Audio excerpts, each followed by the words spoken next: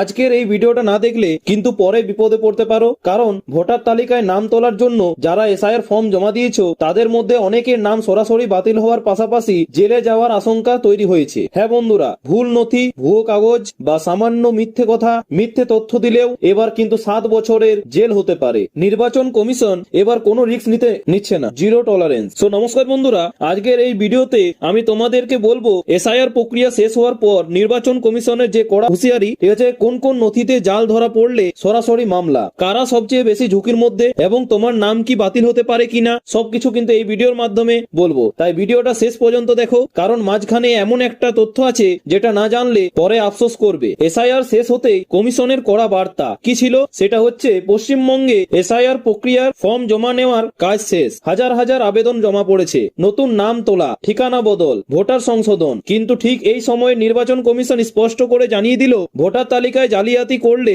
আর ছাড় নেই। আগে যেখানে অনেক ক্ষেত্রে চোখ বন্ধ করে ছেড়ে দেওয়া হতো, এবার সেখানে আইনি ব্যবস্থা প্লাস জেল প্লাস জরিমানা সব একসাথে। এবার চলে আসি যে কোন আইনে শাস্তি 7 বছরের জেল কেন। ঠিক আছে, নির্বাচন কমিশন এবার প্রয়োগ করছে ভারতীয় ন্যায় সংহিতা, ঠিক আছে, বিশেষ করে ধারা 337। এই ধারায় বলা আছে যদি কেউ সরকারি নথি জাল করে বা জাল নথি ব্যবহার করে বা জালিয়াতির উদ্দেশ্যে কোনো কাগজ জমা দেয়, তাহলে সর্বোচ্চ 7 বছরের জেল হতে পারে তার, আর মোটা অঙ্কের জরিমানাও কিন্তু হবে। এটা শুধু ভোটার কার্ডের জন্য নয়, সব সরকারি নথির জন্যই প্রযোজ্য।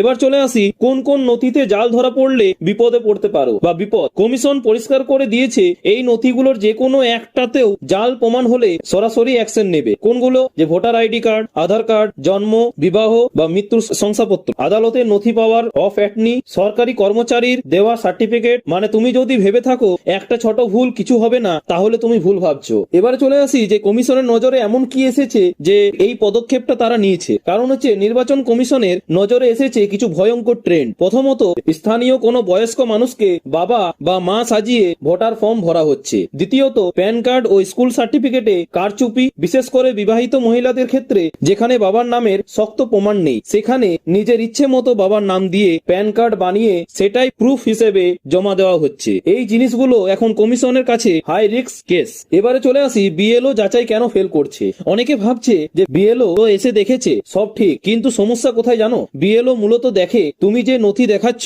সেটার ওপরেই রিপোর্ট দেয়, কিন্তু যদি সেই নথিটাই নিখুঁতভাবে জাল করা হয় তাহলে সাধারণ চোখে ধরা খুব কঠিন। আর এখানে এবার কমিশন নতুন চাল দিয়েছে যে এআই দিয়ে ধরা পড়বে জাল ভোটার। মানে এআই দিয়ে কিন্তু জালি ভোটারদেরকে কিন্তু ধরা হবে। এবারে কমিশনের সূত্রে জানা গিয়েছে, কি বলছে সেটা তোমাদের সামনে তুলে ধরছি। যে নির্বাচন কমিশন এবার ব্যবহার করছে এআই ও ডেটা অ্যানালাইটিক্স। কি করা হচ্ছে? একই ছবি, একই নাম, ঠিক আছে, একই বাবার নাম, একই ঠিকানা, সবকিছু স্ক্যান করা হচ্ছে এক জায়গায়। গরমিল যদি মানেই নাম বাতিল, মামলা, ভবিষ্যতে ভোটার হওয়াও কঠিন। ঠিক আছে, বুঝতে পারছো, সেখানে গোলমিল কিন্তু হলে চলবে না। এবার চলে আসি যে এসআইআর এর পর কি হতে পারে। এসআইআর শেষ মানে কিন্তু সব শেষ না, এখন শুরু হবে যাচাই, আপত্তি, চূড়ান্ত তালিকা প্রস্তুত। এই সময়ে সবচেয়ে বেশি নাম কাটা পড়বে, শক নোটিশ যাবে। ঠিক আছে, অনেকে হয়তো এখনো জানেও না, কিন্তু হঠাৎ একদিন দেখবে নাম নেই। এবার চলে আসি সাধারণ নাগরিকদের জন্য কি সতর্ক বার্তা রয়েছে। বন্ধুরা, এই ভিডিওটা ভয় দেখানোর জন্য নয়, ঠিক আছে, সতর্ক করার জন্য।